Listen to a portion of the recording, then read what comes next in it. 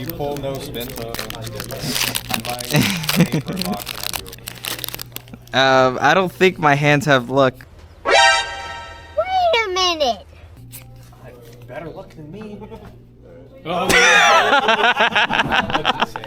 First pack, brother. That's all you, man. You said you're gonna. Hey, I'm gonna buy 5 boxes.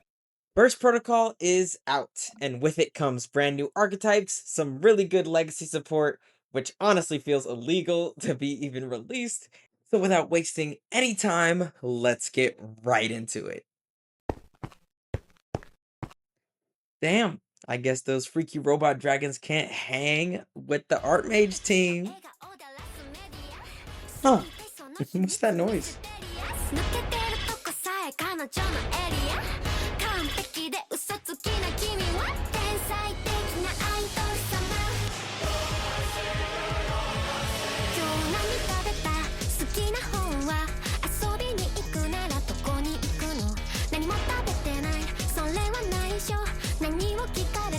Yeah, this. Health Notes is here. Medius and friends have introduced us to new cards on his adventures, and this time it's a bunch of elf idols that love fighting over center stage, or in Yu-Gi-Oh terms, the center main monster zone. They are all free special summons to the center main monster zone, and also they all have pluses on summon. Fortuna, Lucina, and Tina will get you a trap, monster, and spell respectively. They all have disruptions also by switching themselves with the monster in the center main monster zone. Fortuna will bounce a spell trap. Lucina will bounce a level 6 or lower monster, non-targeting. Tina banishes a random card from your opponent's can if they weren't annoying enough. The trap also allows a non-targeting negate on a monster while also reborning another elf note, so it'll mess you up later. This all seems pretty modest, until you realize this deck has easy access to level 5 and 7 synchros, including F.A. Dawn Dragster, which is a spell negate, and this random guy who's literally, his effect doesn't matter. It only matters that he's a light fiend. And we all know what happens when there's a light fiend on the board. As for the deck's performance in the OCG so far, it's looking to be a very formidable deck, and should be on everyone's radar. Is it time to maybe start busting out the Shangri-La and Kashtira and start locking up that center main monster zone for good? Sorry, elf notes, no more dancing for you. 7000万円たった一度でこれだけ失うかもしれないまさに生か死かさあさあさあさあさあさあかけ狂います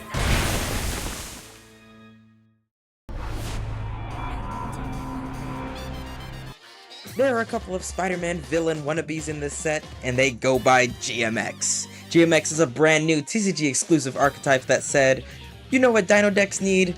Gambling. Gambling and lab coats. And somehow, it works. Let's meet the gang. Kimridge is a level 4 monster that can shuffle itself back into the deck and add a copy of GMX Applied Experiments 55. More on that later. And if it's special summoned by monster effect, it can non-targeting a pop and attack position monster. Very cool.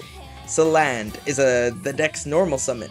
When normaled, it can summon any level 3 or lower dinosaur from the deck. And if you control a fusion monster, it can shuffle itself from the field into the deck to non-targeting negate a monster on the field. The monsters have these really good going second interactions that can come up in a pinch. Noma, when special summoned by a monster effect, will place one card from you and your opponent's graveyard into the top of their respective player's deck. Also, if a monster is summoned to your opponent's field, you can fusion summon a GMX using monsters in your grave or banish. Unfortunately, Noma is currently the weakest link. It's kind of a brick in the hand, and unless we get a better GMX fusion monster, it's mostly just standing there pretending to be important. We respect the effort though. Dino Deneen. This is the main card you'll summon off Saland. When summoned by a monster effect, it will add a GMX monster to the hand, and during the main phase, you can fusion summon a GMX monster using monsters you control. Really solid card overall, especially since you can summon it off of a single copy of Misk, making this engine super consistent. GMX Applied Experiment 55 is currently the only spell card in the lineup, and boy is it a doozy. It can end the game off of one activation. For you, that is. It says excavate the top cards of your deck until you hit a GMX and a dinosaur. Take 400 life points for each card. If you mill more than 20 cards, you die on the spot. But if you're still standing, you get to fusion summon a fusion monster using the excavated cards. Basically branded fusion, but for gamblers. So what's the payoff? GMX Alos lets you reborn a Dino/DMX from the grave in order to basically giving you 2 free bodies without using your normal summon. And it can summon the GMXs, triggering their if summoned by monster effects. GMX Velox is more gambling. It lets you pop a card on the field only after revealing cards on the top of your deck until you hit a dinosaur or GMX, of course while still burning you, and you get to pop a card on the field. But the upside is you get to summon or add that dinosaur, that GMX that you excavated. All in all, very cool cards, but not enough to play on its own. We'll have to wait and see if these cards do anything because they are brand new world premiere cards.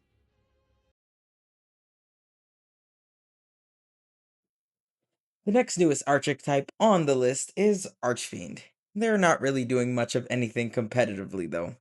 Their ritual monster can summon any fiend from the deck, so it's only a matter of time before someone finds a way to break that interaction.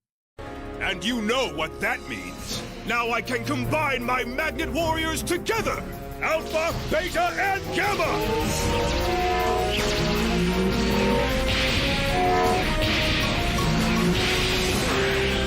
Fuse your electromagnetic energies together to form Valkyrian, the Magna Warrior!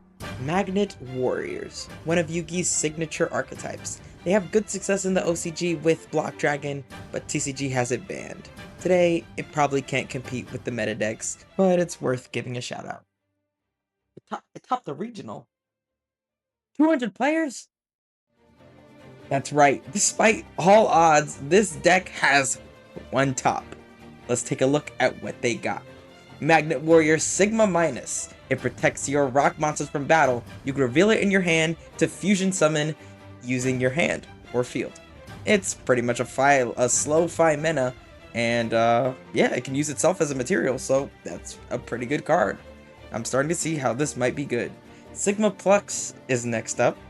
It has more battle protection for monsters, letting you choose the attack targets, and if it's in the grave, you can add it back or special summon any level 4 or lower Magnet Warrior.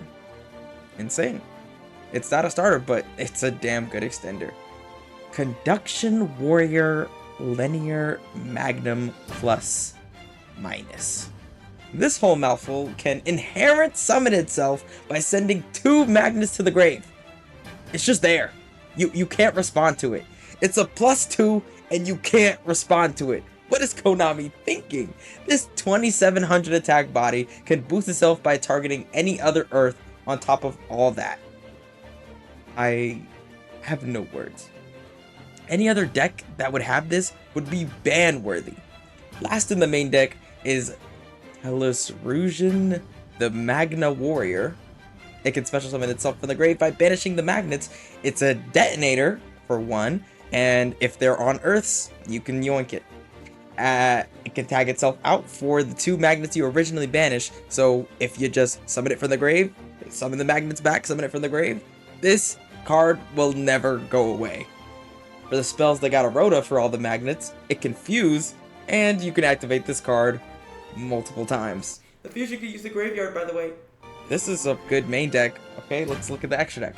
Conduction Warrior Plasma Magnum on summon can search any spell with magnet on it, and it's an extra normal summon by sending the Telesrusion to the grave. It's all upside. From the deck to the grave, by the way. All upside. Last is Flux Orishing Field. These names are running me for a loop. It's a monster reborn on summon, and it bounces a card to the hand as a quick. This support is life-changing for magnets. It makes the deck consistent and has a tight resource loop. This alone wasn't enough to push the magnets over the edge. With his newfound rank 4 spam, it can make Granite to search for Adamantipator Researcher, which is important because she's a tuner. This tuner, combined with one of the old magnet cards, lets you make one of the most frustrating cards in all of Yu-Gi-Oh! Naturia Beast. This card has a non-once per turn, non-once per chain spell card negate. And because the warriors have those random battle protections for your earth monsters, Naturia is an earth by the way, you can't out it by battle, and you can't use spells to out it. This deck goes first. The spells are illegal. Spells are illegal. Just straight up. I love seeing OG decks performing. It brings a smile to my face. That's it for the new decks. As for the legacy support, I'm gonna rapid fire them in fear of this video becoming 40 minutes long. Dark Lord's got a nice boost. It can set 2 spells from the deck, and it has some added consistency. Fur Hires are back in business with a higher ceiling and more starters, and they got more dinosaurs, so they can play pretty well with the GMX cards. BAS is doing absolutely nothing. Rescue Ace has a new Link monster and a slow quick attacker. Dragon Link is back with a whole slew of new cards. Still have no clue what they do, but the DL fans are pretty happy. There's a new kit for Tri Brigade. Exo Sister is now framing you for their crimes. Non-Finito is a nice option for Art Mage. Radiant Typhoon is cosplaying Framebridge. Spenta lets Magistus do pretty much anything. K9 got a nuke, and Brandon got 2 very, very broken cards. Fallen in the White Dragon, and Ecclesia and the Dark Dragon. Now when I said Brandon got support, I was lying. Kinda. See, Brandon is a fusion deck at its core. Since its main spell hard locks them into fusions, the decks that most make use of this new support are decks with branded tech in. Like the best deck in the format right now, branded Dracotel. For a quick overview, Fallen of the White Dragon is always considered Fallen of Albaz, even in the deck. Do you know you can only play 3 copies of a Yu-Gi-Oh card? Yeah, you can only play 3 Fallen of Albaz. And since Fallen of the White Dragon is considered Fallen of Albaz, you can only play 3 total. This matters because you still have to use the OG because of its powerful fusion effect. The White Dragon can summon itself for free by sending an extra deck monster to the graveyard. If you know anything about Branded, this is a huge plus. This can net you follow-up or extra disruption all in the end phase. On summon, it summons an Ecclesia monster from the deck. This will 99% of the time be Incredible Ecclesia, which will give you instant access to our next card, Ecclesia and the Dark Dragon. This level 8 synchro can banish itself and summon any level 4 or lower monster that mentions Fallen of Albaz. In Dracotel, this is usually Cartesia, which gives them easy access to a fusion summon. While in the graveyard, it can shuffle another fusion monster that mentions Albaz and bounce a card on the field. Not a quick effect. The first effect of Ecclesia is quick, so you can easily summon the OG Albaz on your opponent's turn to instantly fuse with them. Can't wait to see how all these new cards shake up the meta, and I'm not even done. We got 2 new staples in this set.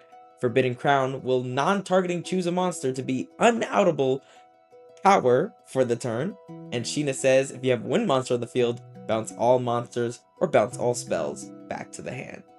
And I think that wraps up Burst Protocol. All in all, a really good set and a lot of good things worth picking up. So what am I looking for? First, I'm looking for the ever elusive Fallen and the White Dragon, as well as the Ecclesia and the Black Dragon. Not to play Dracotel, no, but to play my branded Bestial Runic deck, or the BBR for short. The new support allows me easier ways to Quem, as well as having constant access to Falling of Albaz, courtesy of the Ecclesia and the Black Dragon, because it can always summon Albaz from the deck, even in a pinch. The second deck I'm looking for is GMX for Hire.